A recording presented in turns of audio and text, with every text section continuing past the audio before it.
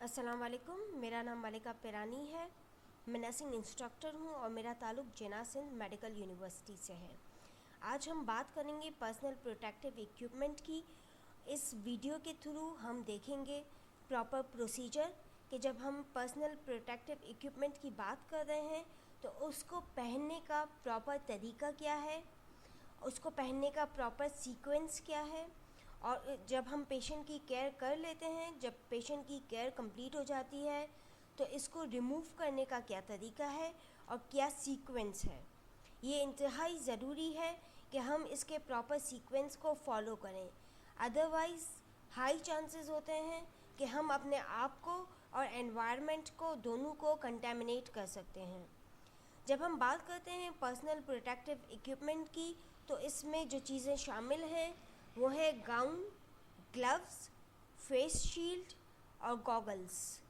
ये तमाम चीज़ें पर्सनल प्रोटेक्टिव इक्विपमेंट का पार्ट हैं और ये तमाम चीज़ें हमें हेल्प करती हैं प्रिकॉशंस लेने में, और जिन प्रिकॉशंस में ये हेल्प करती हैं वो हैं एयरबॉर्न प्रिकॉशंस, ड्रॉपलेट प्रिकॉशंस और कॉन्टैक्ट प्रिकॉशंस। जब हम बात करते हैं कोविड-19 की तो इस सिलसिले में हमें ड्रॉपलेट प्रिकॉशंस की ज़रूरत होती है, लेकिन वो स्टाफ जो कि आईसीयू में ड्यूटी दे रहे होते हैं और एरोसोलाइज जनरेटिंग प्रोसीजर कर रहे होते हैं, जैसे कि वेंटिलेटेड पेशेंट को हैंडल करना, सक्शन करना या इसी किस्म के दूसरे प्रोसीजर्स, तो इसके लिए ड्रॉपलेट प्रिकॉशंस बहुत ज़रूरी होता है। और इसके अलावा एयरबोर्न प्रिकॉशंस ऐसी प्रोसीजर्स के लिए इंतहाई ज़रूरी है जो कि एरोसोलाइज जनरेटिंग प्रोसीजर्स होते हैं। और जब हम बात करते हैं एयरबोर्न प्रिकॉशंस की तो हमारे पास N95 मास्क का होना बहुत ज़रूरी है। अदरवाइज़ अगर आप कोविड-19 के पेशेंट की केयर कर रहे हैं और कोई भी ऐसा प्रोसीजर नहीं कर रहे जो कि एरोसोलाइज जनरेटिंग प्रोसीजर है, तो इन दैट केस आप ड्रॉपलेट प्रिकॉशंस भी ले सकते हैं और सर्जिकल मास्क भी यूज़ कर सकते हैं। तो हम स्टार्ट करते हैं इस वीडियो को, और ये वीडियो हमें हेल्प करेगी कि हम प्रॉपर सीक्वेंस को समझ सकें। तो ये सबसे पहले तो हमें इस बात का ध्यान रखना है कि हम अपने प्रॉपर हैंड हाइजीन का ख्याल रखें इन तमाम चीज़ों को, पर्सनल प्रोटेक्टिव इक्विपमेंट को पहनने से पहले। और अगर हमने कोई ज्वेलरी पहन ली है तो उस तमाम ज्वेलरी को रिमूव कर दें।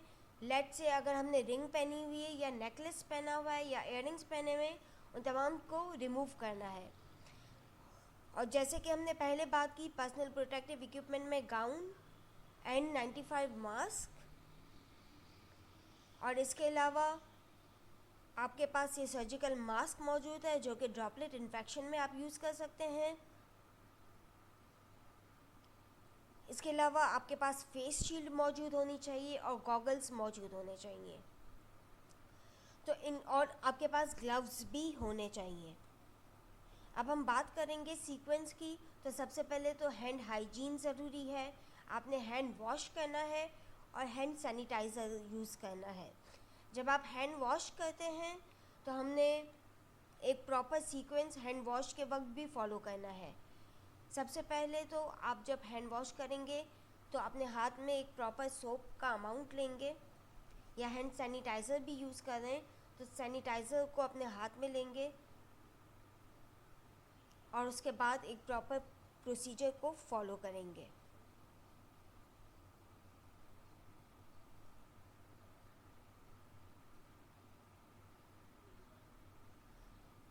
सबसे पहले आपको जो है वो एक हेड कैप भी लगा लेनी अगर आपके बाल बड़े हैं, और आप जो है वो आप पीछे शोल्डर्स पे हैं तो बेहतर है कि आप अपने बालों को अपनी कैप में अच्छी तरह कवर कर लें, क्योंकि अगर आपने अपने बालों को कवर नहीं किया तो ये आपके पर्सनल प्रोटेक्टिव इक्विपमेंट को फिट करने में बहुत प्रॉब्लम देंगे। तो सबसे पहले तो आप हैंड सैनिटाइज़ कर लें और इस प्रोसीजर को प्रॉपरली फॉलो करें। सबसे पहले हैंड रब करना है, फिर बैक ऑफ दी हैंड को क्लीन करना है। उसके बाद आपने फिंगर्स को इंटरलेस करते हुए अपने हैंड को प्रॉपरली रब करना है ताकि जो फिंगर्स हैं वो प्रॉपरली क्लीन हो जाए। उसके बाद आपने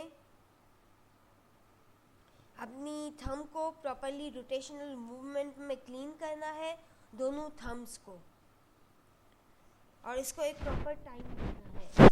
उसके बाद आपने अपनी फिंगर टिप्स को दूसरे हाथ की पाम पे, हथेली पे इस तरह से मूव करना है, दोनों हाथों की फिंगर टिप्स को। उसके बाद बैक ऑफ दी हैंड को आप इस तरह से दूसरे हाथ की हथेली में रब करेंगे ताकि वो भी क्लीन हो जाए। और फिर आपने पूरे जो सैनिटाइज़र है उसको अच्छी तरह से ड्राई कर लेना है। उसके बाद आप गाउन लेंगे और इसे प्रॉपरली पहनने का एक तरीका है। यूजुअली गाउन्स में नेक टाई अवेलेबल होती है, नेक स्ट्रैप्स अवेलेबल होते हैं जो कि आप पीछे बांध सकते हैं। अगर नहीं तो इस तरह का गाउन होगा कि जिसमें आपने अपना हेड इस तरह से एंटर कर देना है। कुछ गाउन्स में ये थंब होल मौजूद होता है, लेकिन हर किस्म के गाउन में ये अवेलेबल नहीं होगा। तो उस सिलसिले में आपने क्या करना होगा इस पे भी हम डिस्कस करेंगे। जब आप गाउन को प्रॉपरली ओपन कर लेते हैं, कवर कर लेते हैं अपनी बॉडी को, तो वेस्ट टाई को भी आपने बंद कर देना है। और अगर नेक टाई है तो नेक टाई को भी आपने प्रॉपरली टाई कर लेना है, गिरा लगा देनी है। उसके बाद आप लेंगे N95 मास्क और उसको पहनने का ये तरीका हमें बता रहे हैं।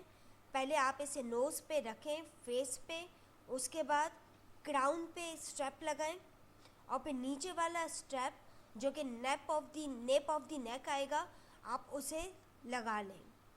उसके बाद you need to make sure कि आपने मास्क को प्रॉपरली फिक्स करना है अपने फेस पे।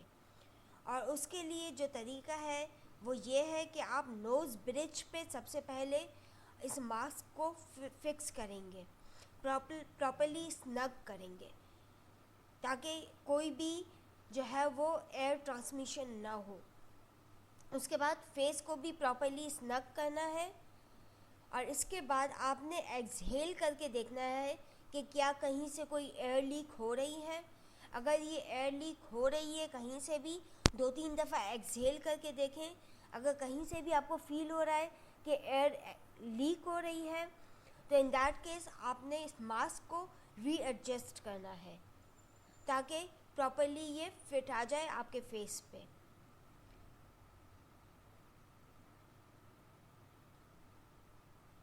इसके बाद आपने जो है वो गॉगल्स लेने हैं और उसको मास्क के ऊपर प्रॉपरली नोज़ ब्रिज पे फिट करना है और उसको पीछे से स्ट्रैप कर देना है। अगर गॉगल्स अवेलेबल नहीं हैं तो आप फेस शील्ड भी यूज़ कर सकते हैं और उसको इस तरह से जिस तरह से वीडियो में दिखाया गया है फिक्स कर लेंगे।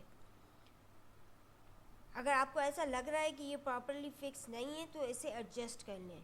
मेक श्योर कि फेस शील्ड आपके पूरे फेस को कवर कर रही है, क्योंकि अगर ये प्रॉपरली कवर नहीं करेगी तो पेशेंट के स्प्लैशेस जो स्प्लैश होता है रतूबत का वो आपके फेस पे लग सकता है। इसके बाद बारी आती है ग्लव्स की। ग्लव्स के मामले में आपने इस बात का ध्यान रखना है कि जब आप ग्लव्स पहने तो एंड ऑफ द ग्लव वो आपकी स्लीव के कफ को प्रॉपरली कवर करे। आपके ग्लव्स और आपके गाउन की स्लीव्स के बीच में कहीं पे भी कोई स्किन नज़र नहीं आनी चाहिए। जो ग्लव्स का एंड है वो आपके गाउन की स्लीव को प्रॉपरली कवर करेगा, जिस तरह इस वीडियो में दिखाया गया है। मेक श्योर कि आप स्लीव्स को प्रॉपरली कवर कर रहे हैं। स्लीव्स गाउन के ग्लव्स के एंड पार्ट के अंदर चली जाएगी और स्किन का कोई भी हिस्सा नज़र नहीं आना चाहिए, अदरवाइज आप अपने आप को कंटेमिनेट कर सकते हैं।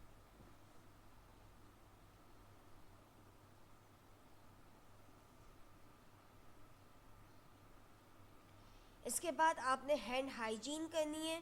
ये तमाम प्रोसीजर आप पेशेंट एरिया के बाहर रह के करते हैं, यानी ये तमाम personal protective equipment patient area में जाने से पहले आपने पहनने हैं। इनको पुट ऑन करना है पेशेंट एरिया में जाने से पहले। आप पेशेंट एरिया में जाके ये तमाम पर्सनल प्रोटेक्टिव इक्विपमेंट नहीं पहन सकते, क्योंकि ये आप पहले ही अपने आप को कंटामिनेट कर देंगे पेशेंट एरिया में। तो मेक श्योर कि जब आप पेशेंट एरिया से बाहर हैं तभी आप अपने आप को, तभी ये तमाम चीज़ें आप पहन लें। और उसके बाद जब आप ये तमाम चीज़ें पहन लेते हैं तो पेशेंट एरिया में जा सकते हैं। ड्यूरिंग पेशेंट केयर अगर आपके ग्लव्स कंटामिनेट हो जाते हैं तो इसी तरह वाइप से, डिसइंफेक्टेंट वाइप से आप अपने हाथों को वाइप ऑफ कर लें और सैनिटाइज यूज़ कर लें, क्योंकि हो सकता है कि ड्यूरिंग पेशेंट केयर आपके हाथ पे पेशेंट की कोई रतूबत लग जाए, तो आप वाइप्स, डिसइंफेक्टेंट वाइप से वो कंटामिनेशन हटा सकते हैं और ग्लव्ड हैंड को सैनिटाइज कर सकते हैं हैंड सैनिटाइज़र यूज़ करते हुए, और दोबारा पेशेंट की केयर कर सकते हैं। पेशेंट की केयर को कंप्लीट करने से पहले आप ये पर्सनल प्रोटेक्टिव इक्विपमेंट रिमूव नहीं कर सकते। जब आप पेशेंट की केयर कर रहे हों तो मेक श्योर कि आप मास्क को या फेशियल शील्ड को बाहर से ना पकड़ें, बाहर उसके बिल्कुल भी आपने हाथ नहीं लगाना है। और अगर अल्लाह ना करे पेशेंट की रतूबत आपकी फेस शील्ड पे लग गई है तो आप उसे टच नहीं करेंगे, क्योंकि वो फेस शील्ड के बैरूनी हिस्से की तरफ लगी है, वो आपके फेस पे नहीं आएगी। उसे उसी जगह रहने दें, उसे टच करने की ज़रूरत नहीं है अगर आपकी फेस शील्ड पे कोई रतूबत या कोई कंटामिनेशन आ भी गई है तो। जब आप पेशेंट केयर को कंप्लीट कर लेंगे तो आप ये तमाम चीज़ें रिमूव कर देंगे, और इनको रिमूव करने का भी एक पर्टिकुलर तरीका है। सबसे पहले आप हैंड को जो है वो सैनिटाइज करेंगे अल्कोहल रब से। जो हैंड सैनिटाइज़र होता है 70% अल्कोहल बेस्ड। आप अपने हाथों को पहले सैनिटाइज करेंगे। फिर गाउन को आपने जो है वो अनटाई करने की ज़रूरत नहीं है, आप इसे सामने की तरफ खींचेंगे तो ये खुद ही अनटाई हो जाएगा। जो उसके स्ट्रैप्स हैं वो टेयर ऑफ हो जाएंगे और आप इसे बिल्कुल ईजीली बाहर की तरफ पुल कर सकते हैं स्ट्रैप्स को ओपन किए बगैर। आपने स्ट्रैप्स को अनटाई करने की ज़रूरत नहीं है, बल्कि जिस तरह से ये इसको पुल ऑफ कर दें इसी तरह से इसको टेयर ऑफ कर दें। जो स्ट्रैप्स से पीछे वो खुद ही टेयर ऑफ हो जाएंगे। और इस गाउन को इनसाइड आउट आपने फोल्ड करना है। आप जो अंदरूनी इसकी सतह है वो बाहर की तरफ आ जाएगी और जो बैरूनी सतह थी वो अंदर की तरफ चली जाएगी, और ग्लव्स भी साथ ही रिमूव हो जाएंगे। आपने ग्लव्स अलग से रिमूव नहीं करने। जब आप गाउन रिमूव कर रहे हैं तो उसके साथ ही आप अपने ग्लव्स भी रिमूव कर देंगे और इसे इसी तरह ट्रैश बिन में फेंक देंगे। और उसके बाद अपने हाथ को दोबारा वॉश करेंगे और सैनिटाइज करेंगे सैनिटाइज़र को यूज़ करते वक्त। मेक श्योर कि गाउन और ग्लव्स रिमूव करने के बाद हैंड वॉश ज़रूर करें और हैंड सैनिटाइज भी करें। उसके बाद जब आप मास्क को रिमूव करेंगे, फेस शील्ड को रिमूव करेंगे, तो आप इसे सामने की तरफ से नहीं पकड़ेंगे बल्कि हेड की तरफ से बाहर की तरफ निकाल देंगे और न तो पीछे स्टेप्स की तरफ अपने हाथ लेके जाएंगे। आपने जस्ट इसे ऊपर जो हेड पार्ट है उसको पकड़ते हुए रिमूव करके डायरेक्टली ट्रैश बिन में डाल देना है और दोबारा से अपने हाथ सैनिटाइज करने हैं हैंड सैनिटाइज़र यूज़ करते हुए। जब आप इनको रिमूव कर रहे होते हैं तो आप पेशेंट एरिया में ही होते हैं। पेशेंट एरिया से बाहर जाके इन चीज़ों को रिमूव नहीं करना है। लेकिन जब बात आती है N95 मास्क की, तो आप पेशेंट एरिया में रहते हुए N95 मास्क को रिमूव नहीं करेंगे, क्योंकि जर्म्स हवा में होते हैं, एयर में होते हैं। और अगर आपने N95 मास्क पेशेंट एरिया में रहते हुए रिमूव कर दिया तो एनवायरनमेंट में जितने भी जरासीम हैं आप उन्हें इनहेल कर सकते हैं। तो मेक श्योर कि जब आप N95 मास्क रिमूव कर रहे हैं तो आप पेशेंट एरिया से या आइसोलेशन रूम से बाहर हैं। तो आइसोलेशन रूम से बाहर जाके आप अपना N95 मास्क रिमूव कर सकते हैं। और उसका भी एक तरीका है, हैंड सैनिटाइज करें और उसके बाद अपने अपने हेड को आगे की तरफ बेंड करना है। अभी हम इस वीडियो में ये प्रोसीजर देखेंगे ताकि हमें ये प्रॉपर्ली समझ आ जाए। सबसे पहले आपने हेड आगे की तरफ बेंड करना है। पीछे की स्ट्रैप को सबसे पहले रिमूव करेंगे, जो नीचे की तरफ है, जो नेप ऑफ द नेक है, सबसे पहले उसे रिमूव करेंगे। उसके बाद जो क्राउन ऑफ द हेड पे आपकी स्ट्रैप है उसको रिमूव करेंगे और मास्क को टच किए बगैर आपने इसे ट्रैश बिन में फेंक देना है। और फ़ौरन बाद आपने हेड कैप भी रिमूव कर देनी है और अपने हाथ को सैनिटाइज करना है यूजिंग 70% अल्कोहल बेस्ड सैनिटाइज़र। और 7 स्टेप्स जो हैंड वॉशिंग के हैं उनको फॉलो करते हुए अपने हाथों को क्लीन करना है। कोशिश करके आप हैंड वॉश करेंगे और तमाम स्टेप्स फॉलो करेंगे, अपने एल्बोज़ को भी क्लीन करेंगे। वंस आप हैंड वॉश कर लें तो आप हैंड सैनिटाइज़र को यूज़ कर लें दोबारा से। और ये थी बेसिकली तमाम instructions about personal protective equipment. I hope कि आपको ये तमाम चीज़ें समझ आई हैं and thank you for attending this